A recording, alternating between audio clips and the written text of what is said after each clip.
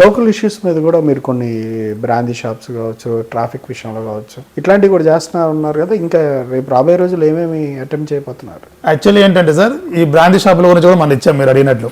ఏంటంటే అక్కడ ట్రాఫిక్ ఎక్కువ అయిపోతుంది, అంబులెన్స్ వెళ్ళేదానికి దారి కూడా ఉండలేదు. ఏమి ప్రాణాలు కాపాడాలని చెప్పేసి అని ప్రయత్నం చేస్తూ కొన్ని చోట్ల ఏదైనా ఆపరేషన్ జరిగే చోటికి హార్ట్ తీసుకెళ్లడము, ఏమి అవసరమైతే ట్రాఫిక్ మొత్తం క్లియర్ చేసి తీసుకెళ్ళడం, ఇట్లా కొన్ని ప్రభుత్వాలు చేస్తున్నాయి. అదే విధంగా ఇక్కడ ప్రభుత్వం ఎందుకు చేస్తలేదు? మెయిన్ జంక్షన్లలో అసలు ఈ బ్రాందీ షాపులు ఇవ్వడం వల్ల ట్రాఫిక్ జామ్ అయిపోతుంది. మీరు ఇంటర్నల్ రోడ్స్ లో ఇవ్వకుండా మెయిన్ రోడ్స్ మీద ఎందుకు ఇస్తున్నారు పర్మిషన్లు? ఇట్లా అదొకసారి ప్రభుత్వం పునరాలించుకోవాలి. అది ఎందుకంటే ప్రజలకు ఇబ్బంది కలగకూడదు. మీరు వ్యాపారం చేయండి, తప్పులేదు, కానీ మీరు చేసే వ్యాపారం వల్ల ప్రజలకు ఇబ్బంది కలగకూడదు. ప్రజలకు ఇబ్బంది అంటే ఒక స్థానిక అంశాల మీద మాట్లాడాం. ఇప్పుడు ఒకసారి రాష్ట్రానికి సంబంధించి విషయాల మీద వెళ్తే, తెలంగాణ రైజింగ్ స్టేట్ బాతర్ ఫ్యూచర్ సిటీకి సంబంధించి సమ్మిట్ నిర్వహించడం, దీని ద్వారా తెలంగాణకి చాలా ఉపయోగకరంగా ఉంటుంది. పెట్టుబడుల విషయంలో కావచ్చు, మరో కొత్త నగరాన్ని నిర్మించడం, దీని మీద మీరే ఉంటారు? కొత్త నగరం నిర్మించడం అనే ఆలోచన మాత్రం మంచిదే సార్, దాన్ని స్వాగతిస్తున్నాము.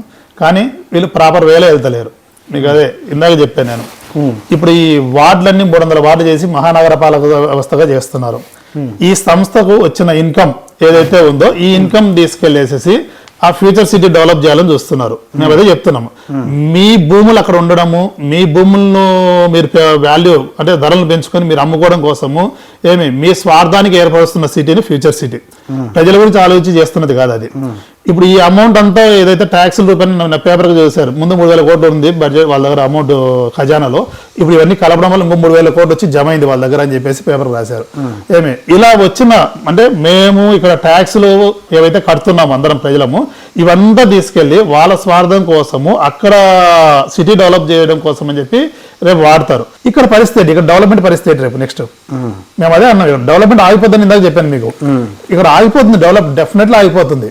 రేపు మేము అడిగినా పలికేవాడు ఉండదు ఆఫీసర్ ఎవరే కానీ, ఏం అడిగితే చేస్తాం చూస్తామంటారు. నేను రీసెంట్ గా ఒక ఇష్యూ మీద జిహెచ్ఎంసీ ఆఫీస్కి ఫోన్ చేద్దామని చెప్పి టోల్ ఫ్రీ నెంబర్ ఫోన్ చేస్తే 4 నెంబర్లు ఇస్తే 3 నెంబర్లు పనిచేయలేదు.